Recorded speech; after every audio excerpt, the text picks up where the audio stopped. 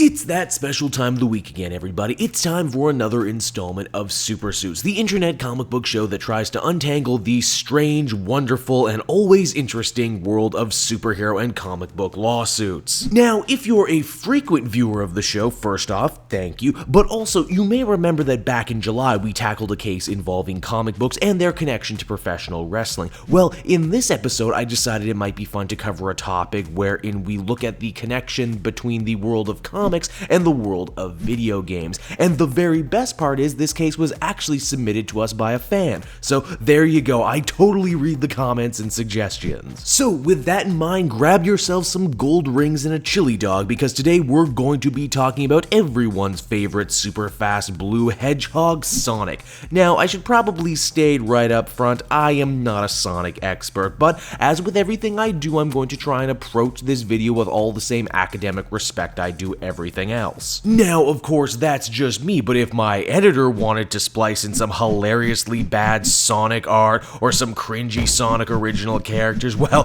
that's just gonna be up to him. I mean, you know, I gotta do me, he's gotta do him, right? So, you know, good, let's move on. Now, at the center of this particular super suit is this man right here, Ken Penders. Penders is a comic book artist and illustrator who has worked on a number of comic properties, including The Atom and even Conan the Barbarian, but by far he is best known for his work on the Archie Sonic the Hedgehog comics. Oh yes, the Archie comics, those comics that get sold in grocery stores and drugstores and as such have a bigger following than you might think because they're actually somewhere where new fans can buy them, not hidden away in special shops. But hey, you know what? That's a rant for another day. Penders began writing Sonic in 1994 with issue 11 and would stay on the book until issue 159 in 2006. Now, in my research, I found out that the Sonic fan base is pretty split as to the quality of his work, some feeling that he leaned much too hard on melodrama and introducing one too many new characters that turned out to be extended family members, connected in one way or another to either Sonic or Knuckles. However, it is still hard to deny that the man had a very large impact on the Sonic comics, and geez,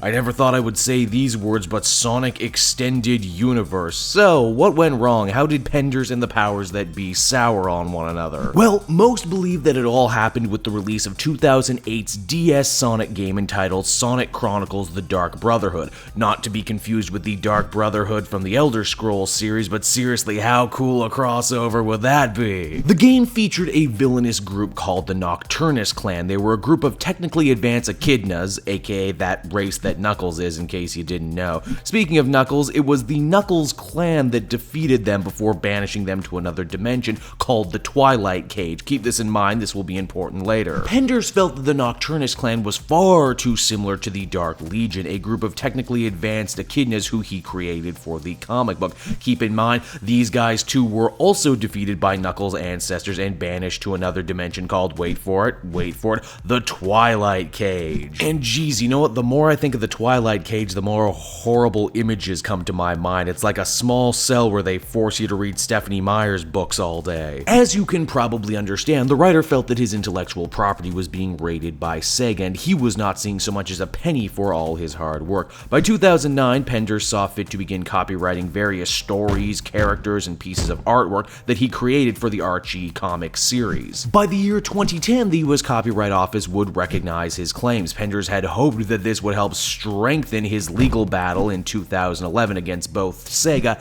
and EA Games for the alleged copyright infringement pertaining to the Sonic Chronicles game. Luck, it would seem, was not on his side though, as the initial case was dismissed without prejudice by September of that same year. But that wouldn't stop the Penders camp from pursuing the lawsuit at least 3 more times. Eventually, things would end up in something of a stalemate, with the statute of limitations becoming a major factor in allowing Penders to resubmit his case. As you can imagine, kicking up such a fuss meant that his bosses over at Archie Comics eventually turned around and sued him, trying to wrestle control of the book and the characters that he created away from him. It all got very heated very quickly. Penders was even quoted as saying he would use every legal means at his disposal to protect and preserve his works. By the end of it all, Sega and Archie Comics more or less said, you know what, you want these characters so bad, you can have them. So they introduced a story concept called the Second Genesis Wave, which was basically just a big fancy Sonic version of of a Crisis on Infinite Earth style scenario that saw the entirety of the Sonic comic books world rearranged to no longer feature any character created by Penders. And this was no small feat either. The dude had worked on the book for so long and had a habit of introducing long-lost secret family members, so to scorch earth the whole thing like they did was no small task, but they did it.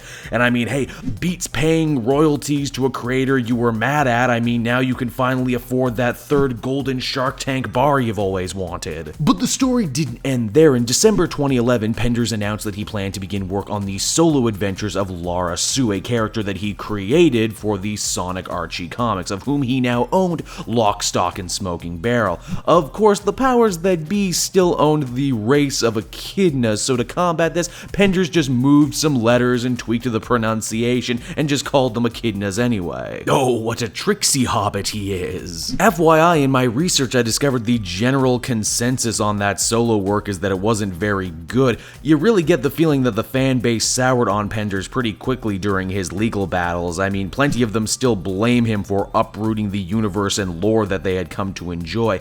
And you know, when I sit here and think about it, it's kind of funny. Whenever Marvel or DC shake up their continuity, there really is never one person to point the finger at, and yet here there totally was. So, whatever happened to Penders? Well, as early as October of 2015, the dude spoke up again on his social media feeds about the possibility of launching yet another lawsuit against Archie Comics and Sega. Now, nothing has come of this as of yet in 2016, but I get the funny blue furry feeling that this is one supersuit that is far from over. So there you have it, another case closed by the very litigious Cape Joel, and all in a speedy fashion too. I hope you liked the episode, and as always, for more educational comic book videos, be sure to subscribe to Scott and NerdSync. Or if you want to see what I'm up to, by all means, come check out the Cape Joel channel. And hey, while you might not be able to collect all the Chaos Emeralds, you can hit that big red subscribe button. You can like the video. I swear it feels just as good.